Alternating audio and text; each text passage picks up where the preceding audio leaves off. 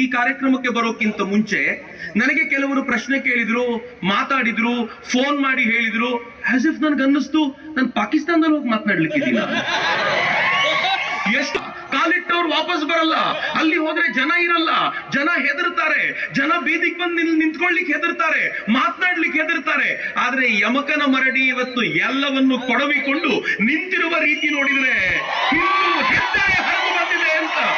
ಮಿತ್ರರೇ, ನಿಮ್ಗೆಲ್ರಿಗೂ ಶತ ನಮನಗಳನ್ನ ಸಮರ್ಪಿಸ್ತೀನಿ. ಯಾಕೆ ಅಂತಂದ್ರೆ ನನ್ ಜಾತಿ ಬಗ್ಗೆ ಬೈದ್ರೆ ನಾನು ಸುಮ್ಮನಿರ್ತೀನಿ, ನೀವು ವೈಯಕ್ತಿಕವಾಗಿ ನನ್ನ ಟ್ರೋಲ್ ಮಾಡಿದ್ರೆ ಸುಮ್ಮನಿರ್ತೀನಿ, ನೀವು ವೈಯಕ್ತಿಕವಾಗಿ ನನ್ನ ಬಗ್ಗೆ ಮಾತನಾಡೋದಕ್ಕೆ ಸುಮ್ಮನಿರ್ತೀನಿ. ಆದ್ರೆ ನನ್ನ ತಾಯಿಯಾಗಿರುವಂತ ಹಿಂದೂ ಧರ್ಮದ ಬಗ್ಗೆ ಯಾವನಾದ್ರೂ ಮಾತನಾಡಿದ್ರೆ ಎದುರಿಗೆ ಬಂದು ಮೊದಲು ನನ್ನನ್ನು ಎದುರಿಸಬೇಕು ಅಂತ ಚಾಲೆಂಜ್ ಮಾಡ್ತೀನಿ ಅಂತ. This is an open challenge, this is an open challenge. ಮುಖಾಮುಖಿ ಚರ್ಚೆಗೆ ನಾನ್ ಸಿದ್ಧ. ಬರ್ತೀರಾ ಸಾವುಕಾರ್ರೆ? ಓಪನ್ ಚಾಲೆಂಜ್ ಬರಲಿ ಅಂತ ಯಾರಿಗೆ ತಾಕತ್ತಿದೆಯೋ ಈ ಓಪನ್ ಚಾಲೆಂಜ್ ಅನ್ನ ಈ ಮೂಲಕ ಕೊಡ್ಲಿಕ್ಕೆ ಇಚ್ಛೆ ಪಡ್ತೀನಿ.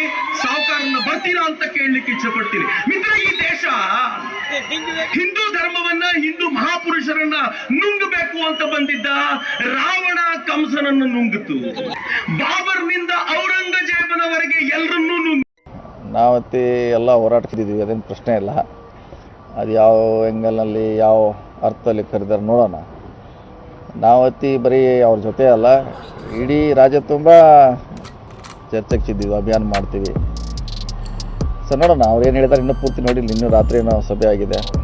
ಆದ್ಮ್ಯಾಗ ಪೂರ್ತಿ ನೋಡಿದ ಮ್ಯಾಗ ಅದಕ್ಕೆ ಪೂರ್ಣ ಪ್ರಮಾಣ ರಿಯಾಕ್ಟ್ ಮಾಡ್ತೀವಿ. ಯಾರು ಬೈದಾರ ಅನ್ನೋದು ಕೇಳೋದು ನಮಗೂ ಇಂಟ್ರೆಸ್ಟ್ ಇದೆ, ಅವ್ರು ಬೈದಾರೆ ಯಾರು ಅನ್ನೋದಕ್ಕೆ ನಮಗೂ ಕೇಳೋದು ಇಂಟ್ರೆಸ್ಟ್ ಇದೆ. ಅವ್ರು ಬೈದ್ರೆ ಯಾರು, ಅವ್ರ ಧರ್ಮವನ್ನು ಯಾರು ಬೇದರು, ಯಾರನ್ನು ಯಾವ ಜಾತಿ ಅವ್ರನ್ನ ಬೇದರು ಅನ್ನೋದಕ್ಕೆ ನಮಗೂ ಕೇಳೋದು ಇಂಟ್ರೆಸ್ಟ್ ಇದೆ.